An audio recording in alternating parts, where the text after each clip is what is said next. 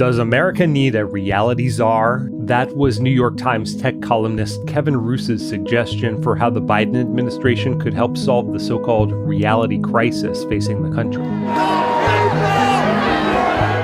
The chaotic events of January 6th marked the beginning of a new era of online content moderation. Not only did every major social media company kick Trump off their platforms, but Amazon Web Services, which owns about a third of the global cloud storage market, evicted the Twitter competitor Parler, and Apple and Google removed it from their app stores.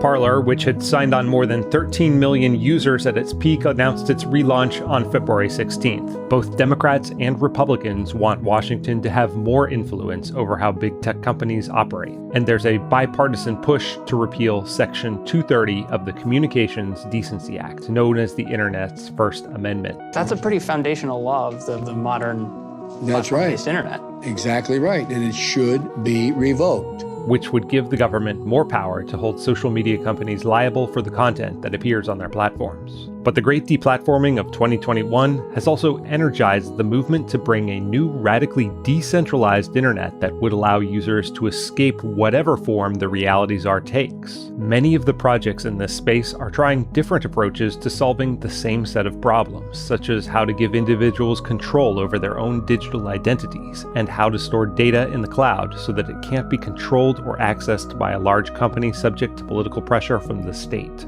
Regardless of which side of the debate you're on, with certain political figures getting banned on social media platforms, that is not the point. The point is, no one should have that type of power. Muneeb Ali is the CEO of Stacks, which has garnered some major backing for its effort to build a new computing platform that could become the foundation for a new decentralized internet. Stacks is one of several startups in this space that has come up with a way for internet users to own their own digital identities. Today, Twitter, Facebook, and Google own and control user accounts on their platforms, which, as the tech giants have demonstrated, they can suspend or revoke at any time. With Stacks, Ali and his team are hoping to make it possible for users to take control of their own identities by storing them not on the proprietary computing platforms of big tech, but on a public database that's shared and maintained by people all over the world, the same one that's used by the cryptocurrency Bitcoin, known as the blockchain. The idea grew out of Ali's computer science dissertation at Princeton.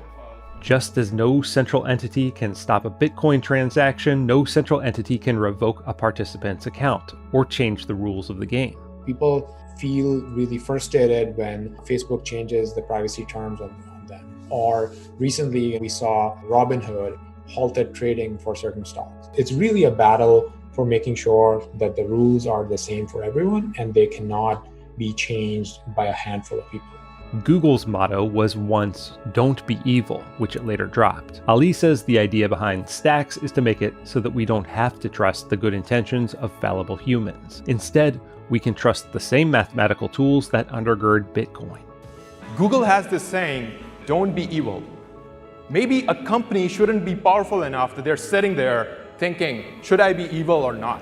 What we mean by can't be evil is no one should have that kind of power. And instead, you can replace that with mathematics and mathematical guarantees on certain things. Google and Facebook earn most of their revenue through advertising, which is so lucrative in part because they collect personal data about their users, allowing for direct targeting. A key component of the decentralized internet is replacing advertising and data harvesting with a new set of monetary incentives. Participants in the Stacks network stand to earn Bitcoin. Other decentralized web projects are taking a similar approach but using different cryptocurrencies, including Ethereum. And on LokiNet, users earn a cryptocurrency called Oxen by running nodes on a private network to make all web activity anonymous, creating a kind of decentralized VPN. Bouncing your connection through service nodes like this allows you to interact with other users and the internet without leaving a trace. Another problem that Stacks and other decentralized internet projects are trying to solve is to give internet users a place to store their websites, documents, photos, videos, and more, the type of information that currently lives in the giant data centers owned and operated by Amazon, Google, Microsoft, and others. A project called Filecoin is building a decentralized cloud storage system that allows computers all over the world to contribute space on their hard drives, which can be accessed through the Interplanetary File System, an alternative protocol to the HTTP that undergirds today's web. In exchange, they get paid with a digital token. If Parler ran on IPFS and Filecoin, it would be difficult for a government or any third-party actor to shut down their service. So in a world in which you can truly take your data with you and take the app with you and everything, you have so much more control. Molly McKinley is a project lead for IPFS. This is, a much better model that's going to reduce a lot of the angst and problems we've seen with centralized and monetized and manipulated social networking. Welcome to Urbit. We just addressed the problem at its root. It's like, all right, well, may as well just rewrite it. Galen Wolf-Polly is a co-founder of Urbit, which isn't just a new network, but an entirely new operating system that Wolf-Polly envisions becoming as all-purpose as WeChat is in China, which allows users to make social media posts, send direct messages, make calls, play games, hail taxis, and pay bills online and in person. Except with Urbit, the user owns all the data, as opposed to a Chinese company that shares it with the government to monitor the activities of its citizens. WeChat is this sort of single unified interface where I can do all the things that in the West we do with all these different apps. And what you really need for that is you have to address this industrial scale software stack and get people a human scale software stack where they can, actually control their computing again. Users purchase an identity called a planet in Urbit's cosmic nomenclature, which is issued by a star, a more expensive ID, usually owned by a developer, which are in turn issued by galaxies, the top of the identity hierarchy. You'd be trying to compete with the big players, the Apples and Googles of the world. Why would someone switch over to this new kind of experimental software stack? I find using centralized communication tools to just generally not feel good. It's very clear where you're being manipulated or forced to see and engage with stuff that is going to keep you around, basically. And the crazier it makes you, the longer you stay. The feeling of using something that you own and control and can do whatever you want with is a wonderful feeling that far outstrips anything that a sort of centralized and ad-funded provider can give to you.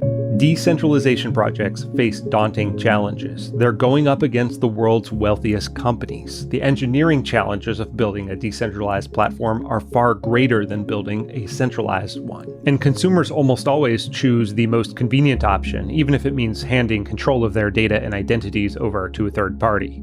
But the great deplatforming of 2021 may be waking some Americans up to the risk of trusting big tech with their digital property and identities. Signal and Telegram, which have ironclad end-to-end encryption, became two of the world's most downloaded apps in early January, with encouragement from Tesla's Elon Musk. Decentralized systems are hard to build.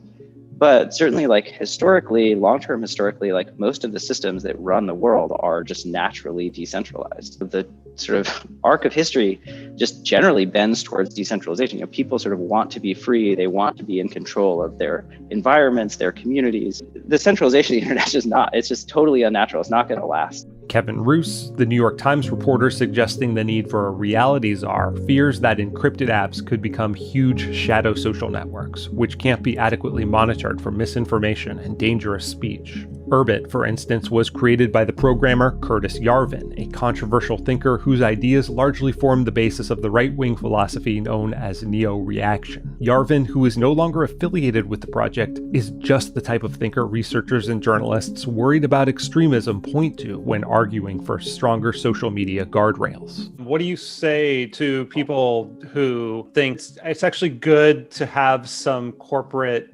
gatekeepers because of the problems that online hate speech and radicalization can legitimately cause? The benefits of basically people having control over their tools just far outweighs the risks of somehow having to figure out how to moderate or enforce a singular rule set. Do we want to live under almost like a quote unquote dictatorship, right? Where one person has a lot of control and power. In this case, that would be Mark Zuckerberg or Jack Dorsey. Different people can then make different choices, which is what free society is about. The cat's out of the bag. I mean, the world has been networked. The internet is kind of its own state in some ways. And, you kind of have one world, which is the very managed, centralized world, or you give people their own tools and let them run the network. I'll definitely take the latter.